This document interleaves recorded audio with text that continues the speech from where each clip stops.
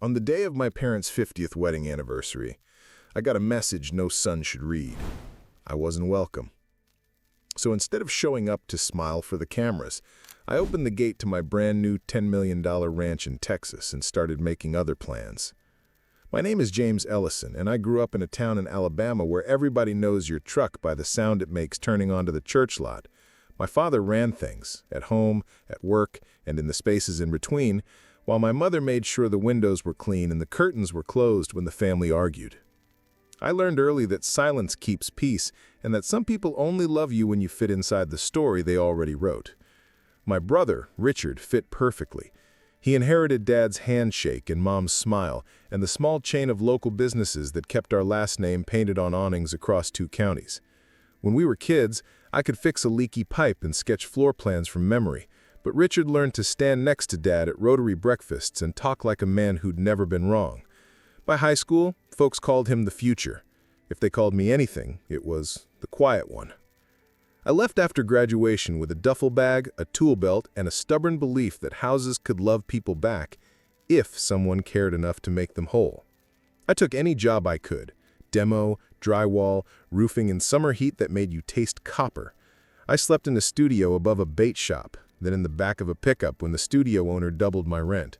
I learned what moisture does to joists and what greed does to partners. And I learned that when you keep your head down long enough, sometimes you look up and realize you built something.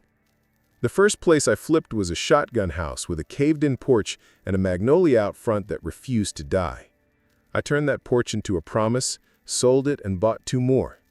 There were seasons the numbers bled and seasons they sang. I kept my mouth shut and my ledger clean. Alabama gave me my start, but Texas offered me scale, land that ran farther than your eyes, and buyers who wanted privacy, sky, and a piece of quiet no subdivision could offer. Deals got bigger, teams grew. I made mistakes and paid for them. Then one morning, 6 weeks before the anniversary, I signed papers on a sprawling ranch west of Austin. Stone house with a wide veranda, old pecan trees casting lacework shade, a creek that sounded like running glass. I bought it for them. For the moment I imagined walking my parents through the front door and saying, "This is what I built." That fantasy died with one text. It was from Dad's number, but it read like Richard's voice had typed it. "James, for the 50th, let's keep things simple. Immediate family only. Please understand." I stared at those words until they blurred. Immediate family. As if I'd been living on some far planet all these years instead of wiring funds to help with their roof last spring. As if blood had bylaws. I didn't write back.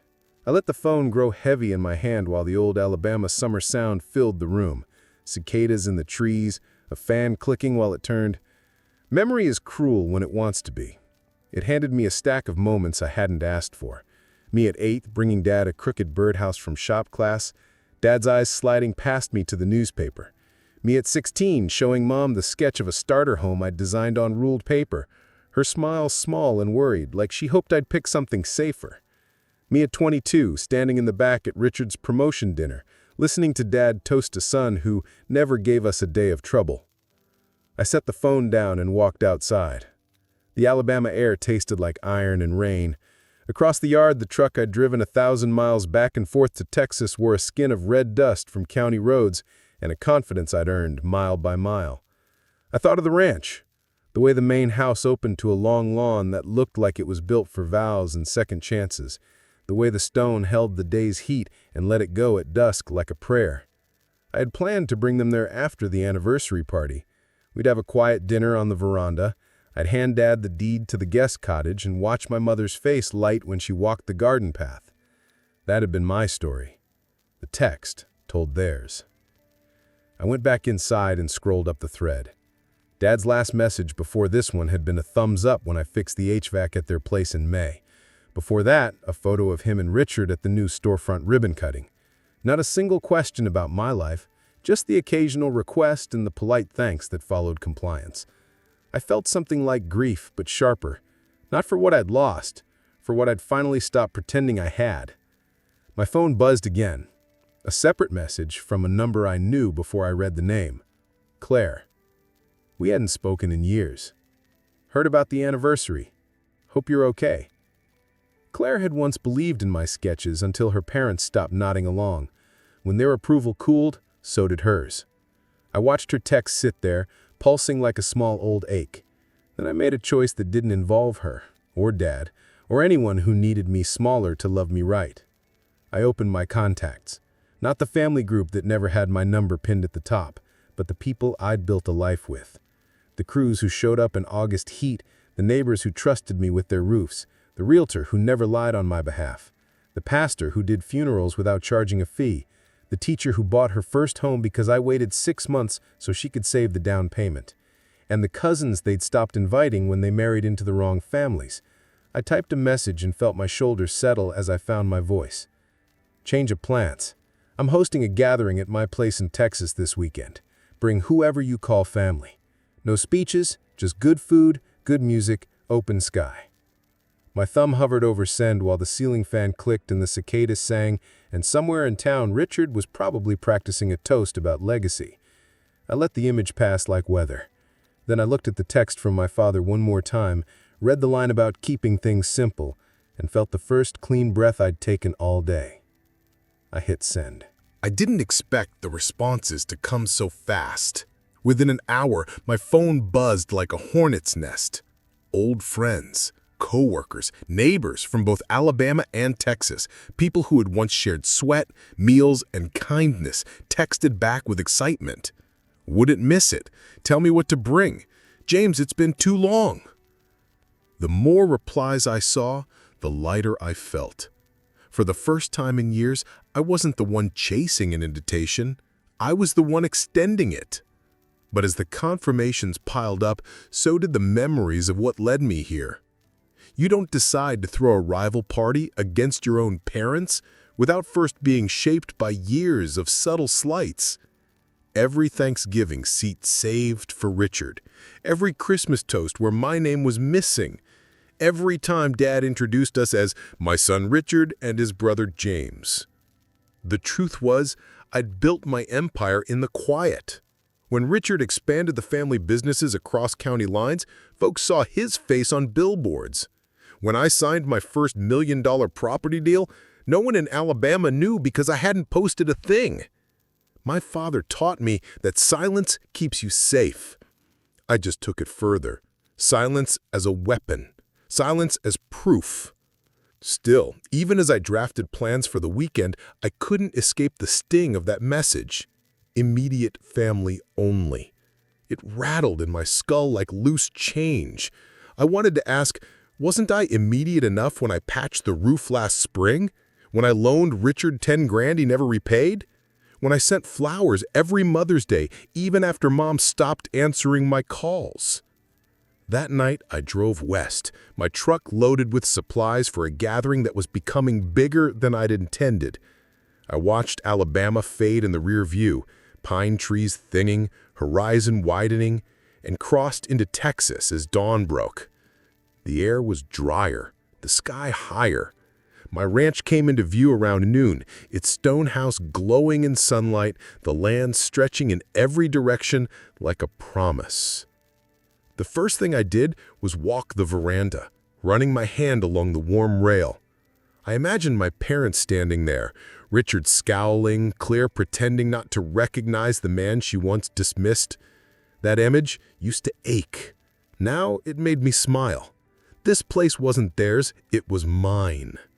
By Friday, guests began arriving. Pickup trucks pulled in, laughter spilling out before doors even slammed shut. Old co-workers slapped me on the back, impressed by the property. My cousins, the ones rarely invited to official family functions, brought food and coolers full of beer. Even my high school shop teacher came, shaking his head with a grin. "James Ellison, you never did stop building, did you?" The ranch filled with life. Barbecue smoke curling into the sky, music strumming from guitars on the porch, kids chasing each other across the lawn. It wasn't a gala or a staged celebration. It was real, and it was mine. Still, one face haunted me. Claire. I hadn't replied to her message, but part of me wondered if she'd show up. When the third car caravan arrived late that evening, headlights sweeping across the driveway, I saw her step out. Same careful smile, same way of brushing her hair behind her ear when she was nervous. For a moment, Alabama teenage James flickered inside me. Then I remembered she had chosen convenience over conviction. "James," she said softly when she reached the porch, "this place is incredible." I nodded, keeping my tone even. "It's home." She lingered like she wanted to explain, maybe even apologize. But my guests called my name, and I let her words hang unsaid. I had nothing to prove to her anymore. The weekend unfolded in a way that felt like both rebellion and healing. Every laugh, every clink of glasses, every chorus sung off-key under the Texas stars pushed back against the silence I had lived in for so long. Photos were snapped, shared online, tagged and reposted. By Sunday morning, my phone had more notifications than I'd ever seen. That's when the calls started. First one, then another, then a flood. Mom's number, Dad's number, even Richard's. They must have seen the pictures, me smiling with dozens of people they'd written off, me raising a glass on land worth more than every business Richard ever inherited. I let the phone buzz on the porch table, unanswered. My guests laughed and ate inside, music still playing. I stared at the glowing screen and felt no urge to pick up. For once, silence wasn't a cage, it was a choice. Yet in that moment, I realized something. This wasn't just about revenge, it was about redefining family. The people filling my ranch weren't bound to me by obligation, they were bound by loyalty, respect, and love freely given. That made them closer kin than blood ever had. Still, part of me wondered what would happen when the weekend ended. Would my parents demand explanations? Would Richard spin stories to cover his jealousy? Would Claire keep showing up, hoping to step back into a life she had abandoned? The questions loomed, heavy as thunderclouds. But I knew one thing with clarity sharper than any storm. The story of James Ellison had shifted, and for once, I wasn't standing in Richard's shadow. As the Texas sun dipped low and the porch lights flickered on, I poured myself a drink and raised it to the horizon. "Here's to silence," I whispered, "and to being heard without ever saying a word." Inside, my phone buzzed again. Dad's name lit up the screen. I watched it glow, then fade, then glow again. This time, I almost smiled. The morning after the party ended, silence finally settled over the ranch. Guests had packed up, leaving behind only the smell of barbecue smoke in the grass and a pile of empty bottles near the fire pit. The laughter still echoed faintly in the walls, and I found myself walking from room to room just to feel the space breathe again. But the silence didn't last long. My phone, left charging on the kitchen counter, lit up with messages stacked like bricks. I scrolled through them slowly. Missed calls from Mom, from Dad, from Richard, a few voicemails too. I didn't need to listen to know the tone. Half anger, half curiosity, and maybe a slice of fear. By mid-morning, another car crunched up the gravel drive. For a second, I thought it might be Richard himself, too proud to let my silence stand. But when the door opened, it was Claire. She carried a small box, the kind you'd expect cookies in. Her steps were hesitant, like the gravel itself might give way beneath her. "I didn't want to bother you yesterday," she said, standing on the porch. "But I thought you might like these." Inside the box were pecan pies, her mother's recipe. When we were kids, Claire used to bake them for school fundraisers, always selling out in minutes. I looked down at the pies and then up at her. "You didn't have to," I said. "I wanted to." She held my eyes, searching for something. "James, I know I don't have the right to be here, but I saw what you built, and I need to say, I'm sorry. I was wrong back then." Her words stirred old ghosts, but I didn't let them control me. We were kids, I said evenly. You made the choice you thought you had to make. She nodded, blinking hard, then asked if she could sit. Against my better judgment, I let her. We talked for nearly an hour. About her marriage that had ended 2 years ago, about her parents who still attended every Ellison event Richard hosted, about how small Alabama suddenly felt to her. She asked nothing of me outright, but I heard the question beneath her words. Was there still a place for her in my life? Before I could answer, another sound broke the air, tires on gravel again. This time, it wasn't Claire. It was Richard. He stepped out of a sleek black SUV, his suit jacket pressed, even on a Sunday morning. His eyes flicked from Claire to me to the ranch sprawling behind us. So it's true, he said, his voice sharp. You actually bought all this. I stood, keeping my tone calm. I did. Richard let out a low whistle. Well, congratulations, little brother. You finally found a way to play grown-up. He glanced at Claire, his smile turning sly. And look, you've even collected a fan club. Claire stiffened, but I kept my eyes on him. Why are you here, Richard? He shrugged, walking up the steps like he owned the place. Dad's furious, Mom's embarrassed, and the board doesn't know what to make of your little show. Do you realize what you've done? You turned their anniversary into gossip fodder. Everyone in town's talking about you, about this ranch, about the party you threw instead of showing respect. I felt my jaw tighten, but didn't raise my voice. Respect goes both ways. Richard smirked. Respect is earned, James. And you've been running from responsibility since you were 18. Now you're parading around like some Texas cowboy. But let me tell you, money doesn't buy a legacy. His words landed like stones, but not the way he expected. For years, I'd let Richard define the narrative. That day, standing on the veranda of the house I'd bought with my own sweat, I realized his voice no longer held weight. I didn't buy this for legacy. I bought it because it's mine, because I built it. You can spend that however you want. Richard's eyes narrowed, a flash of something uncertain breaking through his confidence. He stepped closer. You're going to regret crossing them. Dad doesn't forgive. You know that. Then maybe it's time he learned forgiveness isn't his to give or take. For a moment, we just stared at each other, the Texas wind tugging at our shirts. Then Richard turned on his heel, muttering something under his breath. His SUV roared to life, spitting gravel as he sped off. Claire exhaled slowly.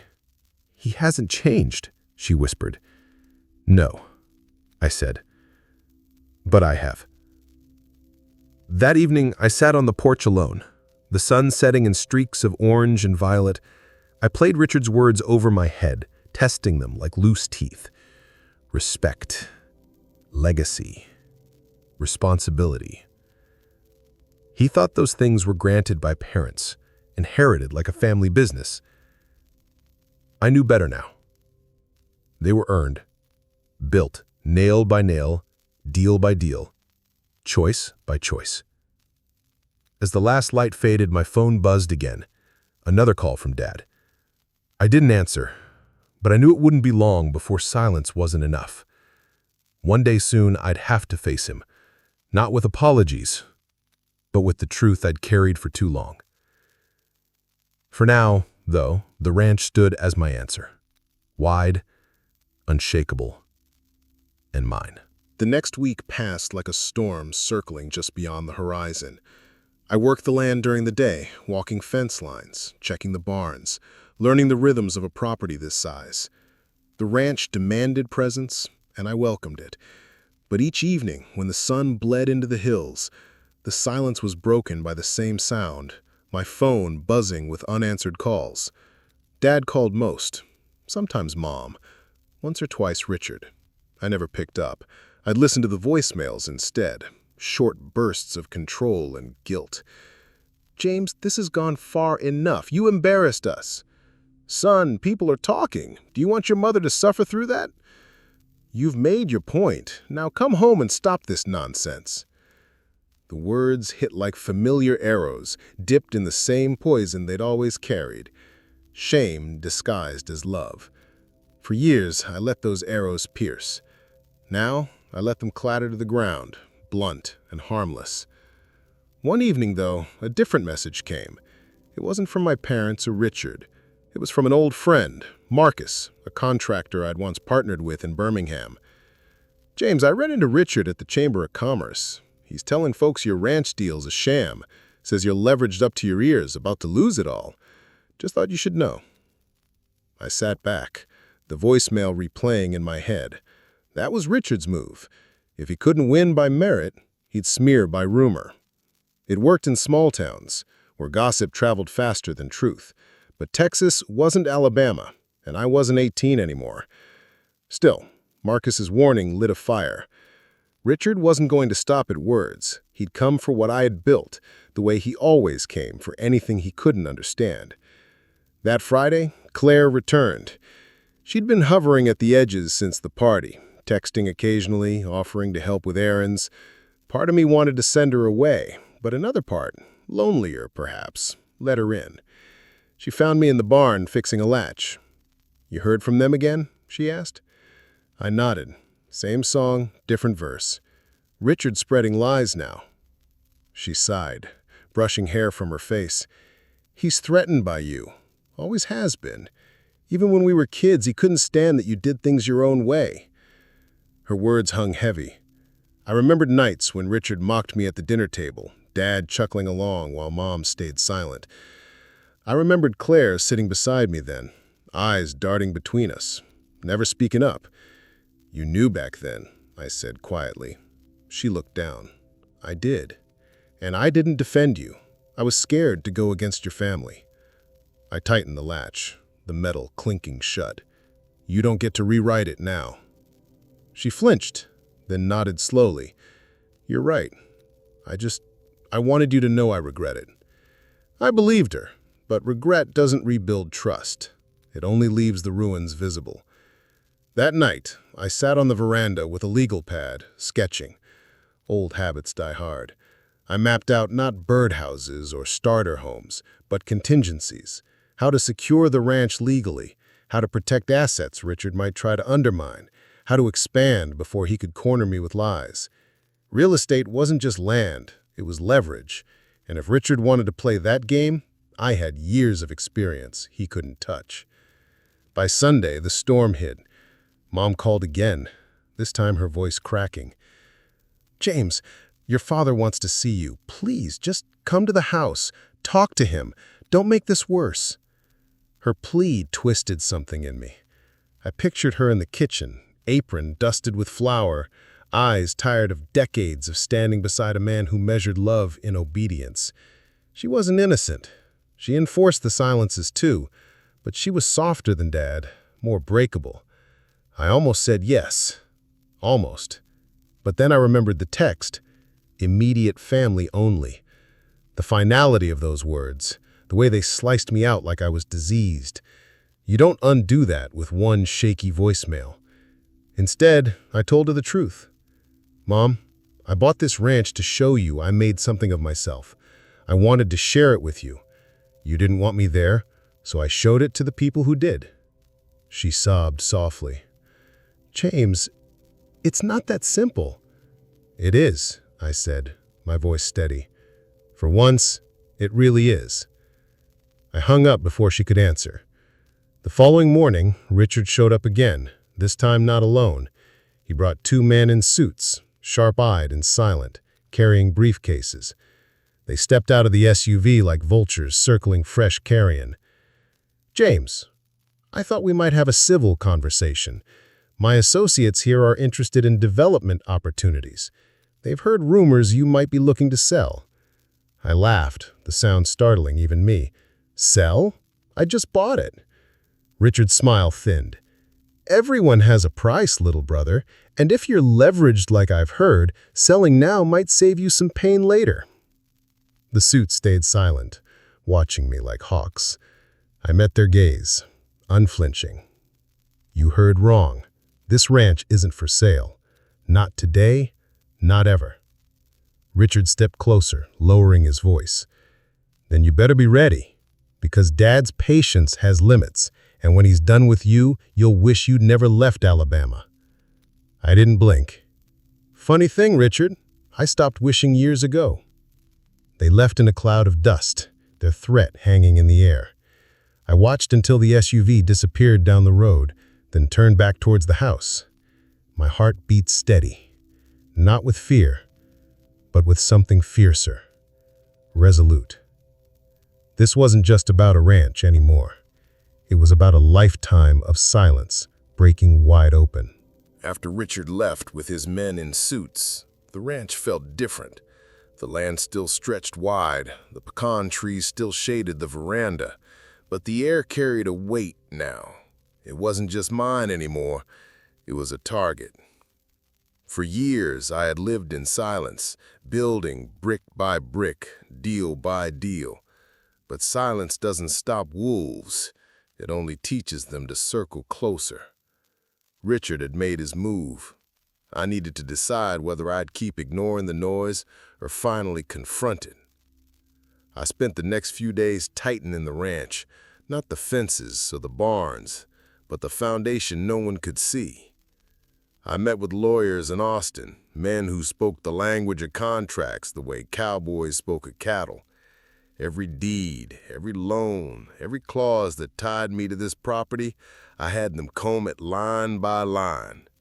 If Richard thought he could buy influence to pry it from me, he'd learn quickly that my walls weren't wood. They were stone. At night, though, I couldn't shake the sound of Mom's voice. Her plea still echoed. "James, please, just come home and talk to him." For a moment, I almost imagined it. Driving back to Alabama, sitting at that long oak table while Dad scowled and Richard smirked. But then the memory sharpened. The text that said, "Immediate family only." The burn of exclusion didn't fade with a few tears. It calcified. On Thursday, I got an invitation of my own, not from family, but from the mayor of the nearby Texas town. Word of the party I'd hosted had spread, and he wanted me at a community dinner. He said, "We'd like to welcome you properly, Mr. Ellison. Folks are curious about the new man in town." Curious. That word carried both warmth and suspicion. Still, I agreed. Better to meet them on my own terms than let rumors do the talking. The dinner was held in the community hall, a low brick building that smelled of cornbread and polish. People shook my hand, asked about the ranch, about Alabama, about why I'd chosen Texas. I kept my answers simple. Opportunity, land, a chance to build. Toward the end of the evening, a man I didn't recognize approached me. Mid-50s, lean frame, sharp eyes. He introduced himself as Frank Dawson, a developer with interests across the state. He said, "Heard you had a run-in with your brother," bluntly, his smile thin. I stiffened. Word travels fast. In Texas, it always does. He leaned closer. Men like Richard, they don't stop. If he's already sending suits, he's got backing. You should be careful. I nodded, but inside I was bristling. Richard had reached farther than Alabama. He was trying to poison Texas before I even had a chance to plant roots. That night, I drove back to the ranch under a star-choked sky. When I pulled into the driveway, I saw headlights already there. Claire was sitting on the porch steps, her car parked crookedly as if she'd rushed. "I heard Richard's been talking to people," she said, standing quickly. "James, he's trying to destroy you. And my parents, they're helping him spread it." Her words cut deeper than I expected. "Your parents?" She nodded, ashamed. "They've always sided with your family. They think Richard is the safe bet, the respectable Ellison. They're saying you bought the ranch with shady money, that it's only a matter of time before it collapses." I felt the anger rise, hot and sharp. Years of silence threatened to split open. "Why are you telling me this?" "Because I don't want to be part of their lies anymore," she whispered. I chose wrong once, James. I'm not going to choose wrong again. I studied her in the porch light. She looked older, wearier, but there was sincerity in her eyes. Still, sincerity didn't erase history. Claire, I said slowly, you can't undo what's been done. Not for them, not for me. I don't need apologies. I need the truth to stand on its own. She nodded, swallowing hard. Then let me help. Whatever you need. I didn't answer. Not yet. The next morning, I got another voicemail from Dad. His voice was tighter now, threaded with steel. James, this stunt of yours has gone far enough. You're tearing this family apart. If you don't come to us, we'll come to you. And believe me, you won't like how we settle this. I replayed it twice, each word etching deeper. For years, I had feared my father's anger, mistaking it for authority. But sitting on the porch of my Texas ranch, I realized something. His threats no longer defined me. They were coming. Maybe Richard, maybe both my parents, maybe more men in suits. The Ellison name was a rope they had tried to hang me with my whole life. But here, in the wide Texas sky, I'd cut the rope. I poured a coffee, stared out over the land, and whispered to myself, let them come. By Saturday morning, the warning in my father's last voicemail still pressed against my ribs. If you don't come to us, we'll come to you. For years, those words would have frozen me. But standing on the veranda, coffee in hand, the Texas wind tugging at my shirt, I felt only steadiness. Fear had been a chain I'd worn since childhood. Now it hung broken at my feet. The first sign they were serious came around noon. A black SUV rolled down the gravel drive, tire spitting dust, the same kind Richard favored back home.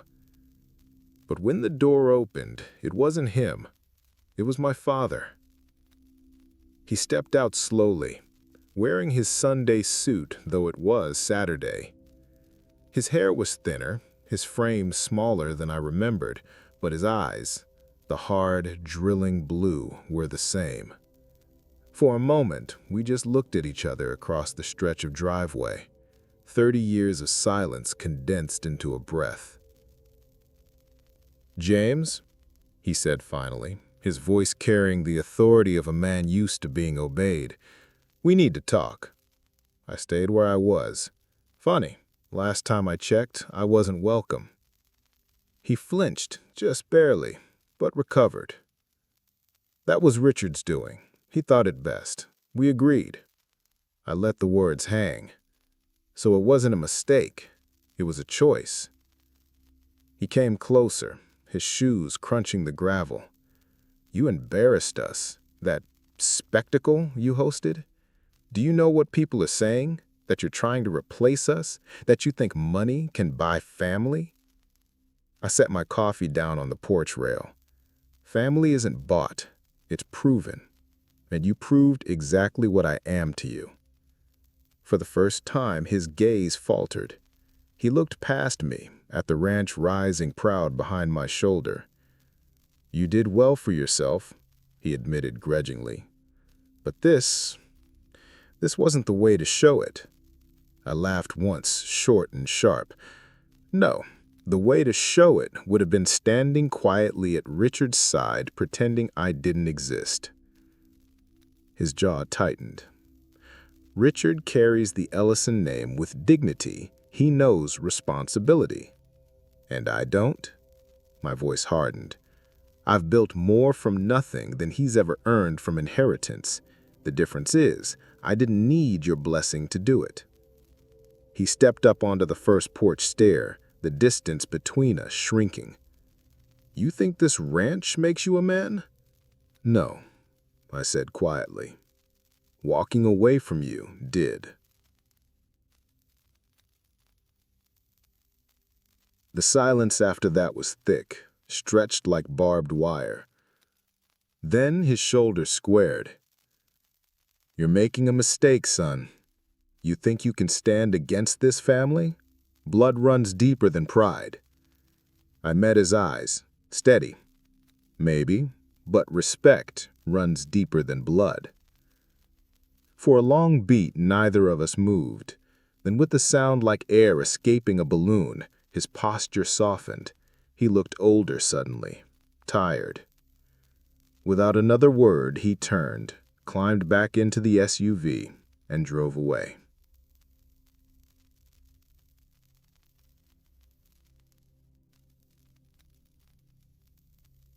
When the dust settled, I let out a breath I didn't realize I'd been holding. For the first time in my life, I'd spoken to him without shrinking. That evening, Claire came by again. She carried groceries, insisting she wanted to cook. We sat in the kitchen, the smell of onions and peppers filling the air. "How did it go?" she asked cautiously. "He came, he saw the ranch, he left." Her brow furrowed. "No shouting?" "Not much, just truths I should have said years ago." She smiled faintly. "Sounds like progress." I shook my head. "Sounds like a pause. He'll be back, or Richard will. They're not done." She set the spoon down, looking at me intently. "Then don't face them alone. Let me help." I searched her face, torn. Part of me wanted to believe her, to let her make up for old choices. Another part knew I couldn't anchor myself to someone who had once chosen convenience over conviction. "Claire," I said gently, "this ranch isn't about proving anything to you or to them.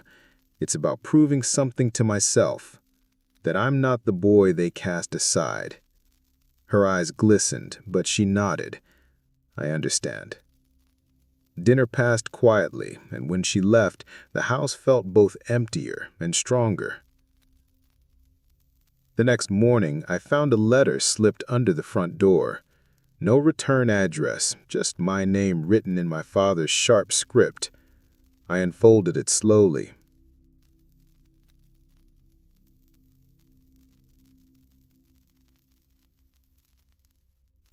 "James, we disagree, but you are my son. If you insist on making this stand, know that Richard will not stop. He has plans you cannot imagine. Protect what is yours. Dad." I read it twice, my chest tightening with something I couldn't name. Was it warning? Was it reluctant respect? For once, I didn't try to decode it. I folded the letter and set it on the mantel. The war with Richard wasn't over, but for the first time, I sensed my father saw me not as a shadow, but as a man in his own right. And that, I realized, was a beginning. The letter sat on the mantel for 3 days, its presence louder than any voicemail. Every time I walked past it, I felt my father's words pressing into me. Protect what is yours. It was the closest he'd ever come to admitting I'd built something worth losing. But Richard wasn't the type to wait.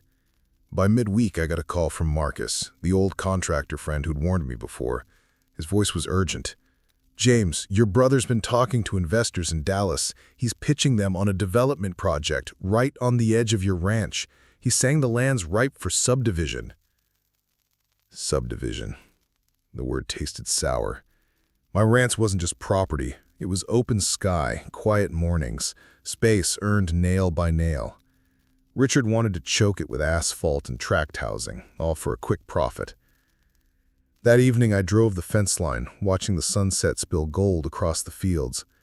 The idea of bulldozers cutting through this land burned in my chest. Richard wasn't just attacking me. He was trying to erase what I had built. The next day I drove into Austin and met with my lawyer, a steady man named Caldwell who had seen every kind of real estate fight. He listened carefully, then tapped his pen against the desk. "If Richard's spreading rumors and pitching investors, he's playing a long game. You need to show strength now. Expand your holdings, partner with locals, make it clear this ranch isn't vulnerable." I nodded. It was what I already knew. Silence might have worked when I was a boy, but this was a different war.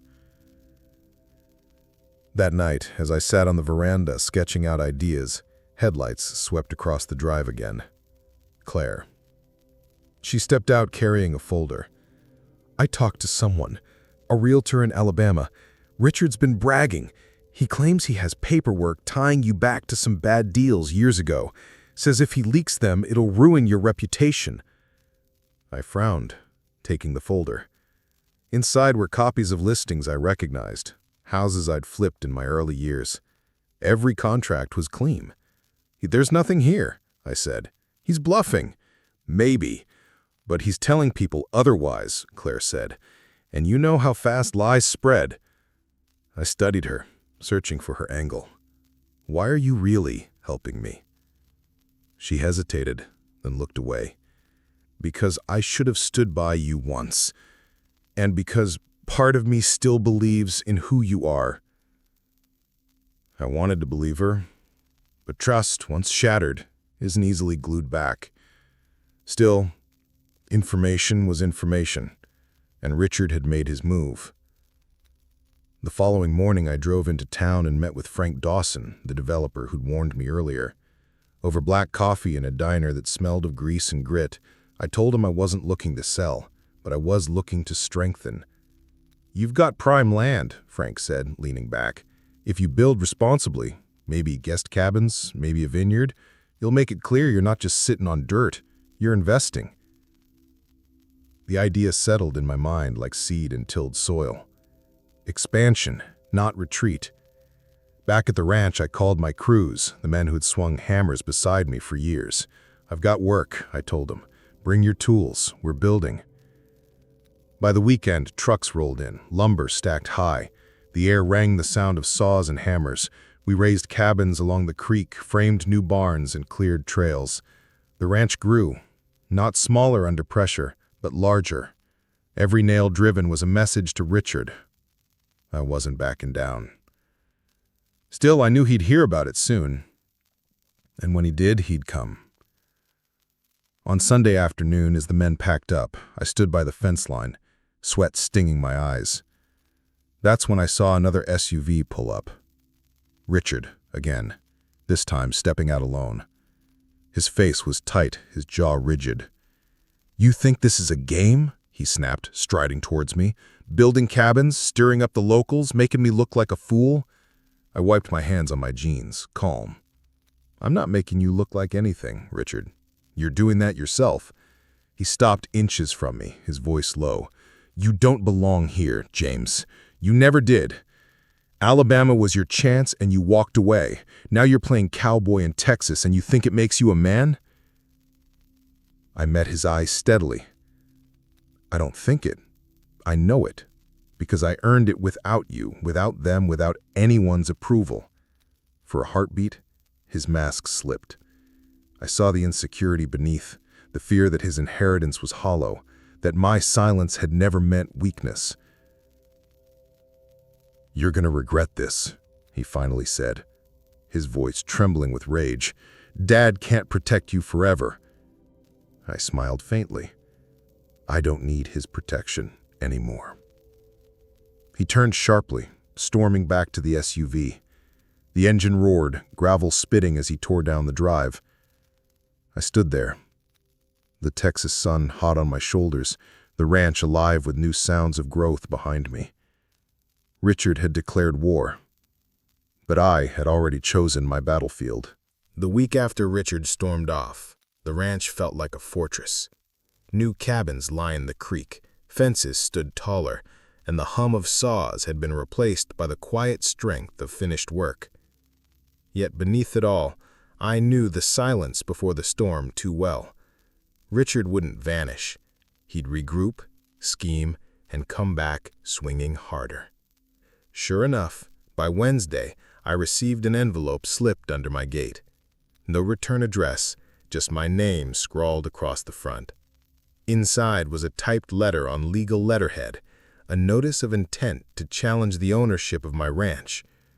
Richard had filed a claim arguing I'd purchased the property with misappropriated funds from our parents' estate. It was nonsense, My money came from years of work, documented in every contract, every sale. But the tactic was classic Richard. If he couldn't win in truth, he'd bury me in lies. I called Caldwell, my lawyer in Austin. After reading the papers, he shook his head.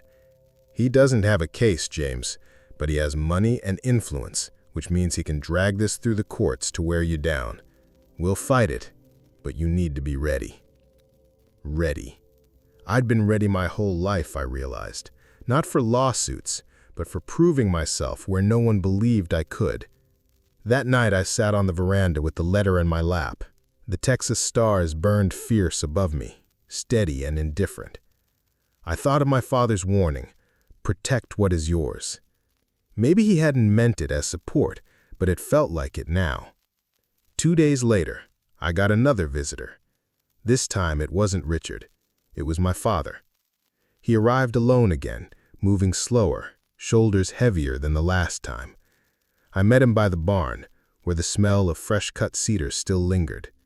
For a while, neither of us spoke. Then he cleared his throat. "Richard's gone too far," he said. I studied him. "You came all this way to admit that?" His eyes dropped. "I raised you boys wrong. I gave him too much, expected too little of you, thought silence meant weakness. Turns out it meant strength." He looked back at me, his voice quieter. "This ranch, it proves what you are, and I can't let him tear it down." It was the closest thing to an apology I'd ever get, and somehow it was enough. Together, we sat at the kitchen table, going through documents, deeds, old records. He signed an affidavit that the estate had been settled years ago, that no family funds touched my business. With that signature, Richard's case crumbled before it even began. When I asked him why, he just said, "Because I see you now, James. Not the boy I tried to fix, the man who fixed himself." The following week, Richard tried to press on, but the affidavit gutted his credibility. Investors pulled out, lawsuits stalled, and his polished facade began to crack. Alabama's golden son found himself standing in the shadow he'd always feared, mine. Word spread quickly. People back home started whispering a different story, that James Ellison, the quiet one, had risen higher than anyone expected, higher even than Richard. Claire came by once more, standing awkwardly at the porch. "You did it," she said softly. I shook my head. "No, I just stopped hiding." She looked like she wanted to say more, maybe ask for another chance, but I didn't offer one. Some doors stay closed for good. The ranch became more than land. It became a gathering place, a refuge. The cabins hosted families. The barns filled with music on weekends. The veranda saw more laughter than silence. My phone still buzzed sometimes with calls from Alabama, but I didn't dread them anymore. I answered when I wanted, ignored them when I didn't. One evening, as the sun set in a blaze of copper, I found myself walking the fence line again. The air smelled of cedar and smoke, the land humming with the life I'd built. I thought of Richard, angry, bitter, left with his inheritance slipping through his fingers. I thought of my father, older, finally seeing me as I was. And I thought of myself, the boy who once left Alabama with nothing but a tool belt and a dream. Now, standing on $10 million of Texas soil, I understood the truth. The real wealth wasn't the ranch. It was the silence I had turned into strength, the rejection I had forged into resolve. For years they told me I wasn't welcome, but here under the wide Texas sky, I had found my own welcome, and it was louder than any words they'd ever spoken. I leaned against the fence, the stars beginning to prick the horizon, and whispered the words I'd carried all along. I belong.